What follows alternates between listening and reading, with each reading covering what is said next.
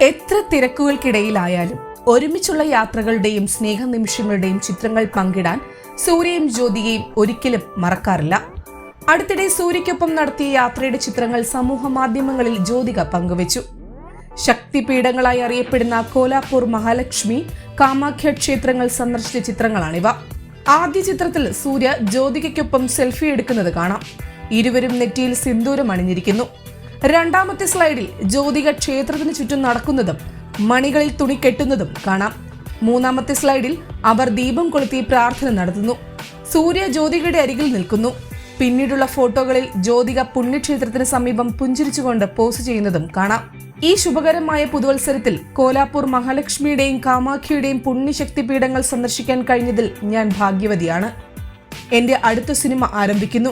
നിങ്ങളുടെ സ്നേഹത്തിനും അനുഗ്രഹങ്ങൾക്കും എപ്പോഴും നന്ദി, ജ്യോതിക ചിത്രത്തോടൊപ്പം കുറിച്ചു.